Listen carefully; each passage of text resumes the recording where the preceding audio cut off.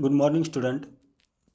Yesterday we will be discussing about integrated fish farming. Then integrated fish farming, that is our four or six type, that is called as paddy cum fish culture, then duck cum fish culture, cattle cum fish culture, then pig cum fish culture, then poultry cum fish culture. Then today will be the discussing about like the first one beat paddy cum fish culture.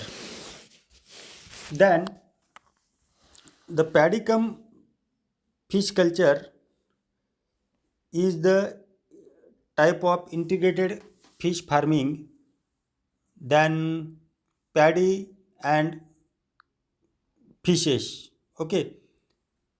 The main objective of the paddy cum fish culture is the double income. Then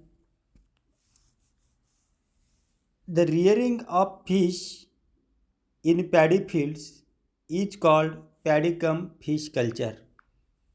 Okay, the rearing of fish in paddy fields is called paddy cum fish culture. It is a integrated fish culture. It is an agriculture cum fish culture. Then the types of paddy cum fish culture. There are three types of paddy cum fish culture. Then synchronous paddy cum fish culture, alternate paddy cum fish culture, or really paddy cum fish culture. Then the culturing of fish along with paddy simultaneously is called synchronous paddy cum fish culture or mixed farming. Then example, culture of fishes in paddy fields of West Bengal. Okay, the culture of fishes in paddy fields after paddy harvest is called alternate paddy cum fish culture or rotational paddy cum fish culture. Then example, culture of fishes in Pokali fields in Kerala. ठीक है. In a really paddy cum fish culture, the fish farming is extended even after paddy harvest. Then the countries involved in paddy cum fish culture. Okay. Then the country wise involved in paddy cum fish culture. China ranks first in practice than the paddy cum fish culture. Then large areas in the China, this is followed by Indonesia, India, Bangladesh, Vietnam, Thailand, Philippines, Korea, Malaysia, etc. It is the largest countries in the paddy cum fish culture. In India, the paddy cum fish culture is practiced in the West Bengal, Kerala, Maharashtra, Karnataka, Assam, Nagaland, Manipur, Tripura, Meghalaya, Arunachal Pradesh, etc. The advantages of paddy cum fish culture, then तुम्हाला मी त्या दिवशी सांगितले advantages disadvantages हे काय ते generally सगळ्यांना यायलाच पाहिजे advantages disadvantages. Then the single labor, double income, no need for artificial feeding, no need for additional fertilizer, recycling of wastage, maximum utilization of natural resources, no additional cost, weeds are controlled by fishes, rice production is increased. It is the then the advantages of paddy cum fish culture. Then the paddy cum fish culture, culturable species of paddy cum fish culture, that is called as katla, rohu, mirgal, common carp, clarius, chena, lettuce, palamon, Peneus, macrobacium. It is the all these fishes is culturable species of paddy cum fish culture. Then the stocking density in the paddy cum fish culture, like the hatchling 2.5 to 3 million per hectare, then the fingerling 0.1 to 0.2 million per hectare, then the fry then the fry 0.1 to 0.2 million, and then the fingerling 5,000 to 6,000 per hectare. Then the katla, rohu and mirgal are the stocked in the ratio of 3 is to 2 is to 5. म्हणजे 30% समजा कटला ठेवायचे, त्यानंतर 20% त्याच्यामध्ये रोहू ठेवायचे आणि 50% हे मिरगल species हे generally या पॅडिकम फिशकलमध्ये स्टॉकिंग डेन्सिटीमध्ये ठेवायचे. Than the qualities of culturable fishes of padicum fish culture, that is called fast growth, should reach marketable size in period of 3 months, then the should grow in shallow water. इकडे बघा 3 महिन्यामध्ये पॅडीचे fish production होते. त्यानंतर 3 महिने याच्यामध्ये generally आपण फिशेसचं production करू शकतो. त्याच्यामध्ये जनरली याच्यामध्ये साईज जर ठेवली तर अर्ध्या किलोपर्यंत फिश याच्यामध्ये जनरली होत असतो. ठीक आहे. दॅन द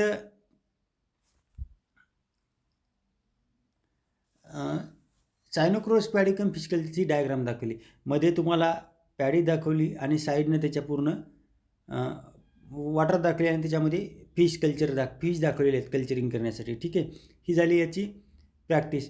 दॅन ही जी मेथड आहे जनरली ही पॅडिकम फिश कल्चरची, the fishes are cultured along with paddy. It is called as simultaneous padicum fish culture. It is a practice in West Bengal. It is an extensive culture. Okay. ते मग तेव्हा तुम्हाला पहिल्या पिरियडमध्ये दुसऱ्या चॅप्टरमध्ये बीटमध्ये सांगितलं होतं एक्सटेन्सिव्ह कल्चर आणि इंटेन्सिव्ह कल्चर. ठीक आहे. तसं त्याच्यातली ही एक्सटेन्सिव्ह कल्चरमध्ये ही प्रॅक्टिस जनरली मोडल्या जाते. दॅन द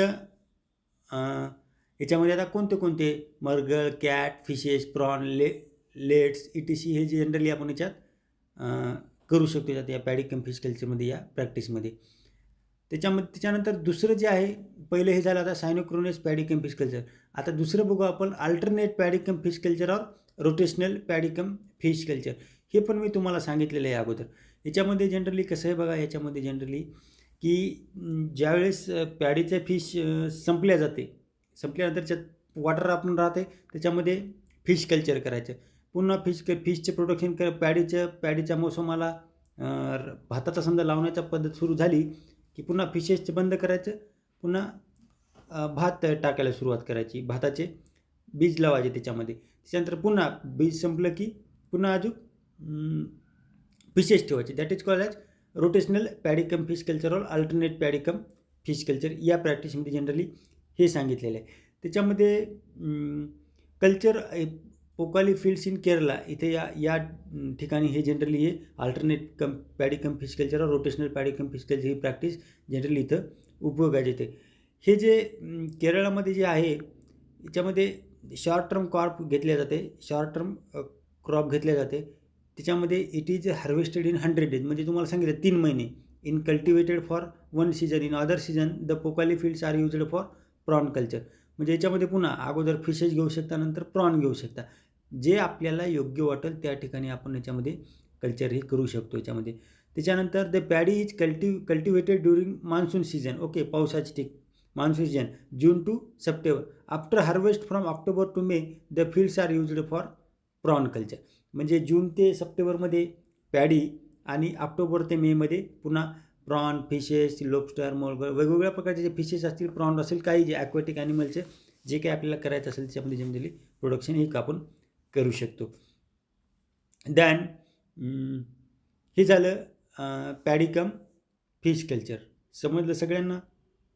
समजलं असेल तर मला व्हॉट्सअपवर तुम्ही विचारू शकता काय आहे ते. ठीक आहे. एकदम सोप्या भाषेत सांगितलेलं आहे. तुम्हाला मी डायग्राम सगळ्या दाखवलेल्या आहेत त्याच्यामध्ये काय आहे ते, आणि इंटिग्रेटेड फिश फार्मिंगमधले हे सुद्धा दाखवलेले. आता जसं पॅडिकम फिश कल्चर आपण बघितलं तसंच समोरचं डक असेल किंवा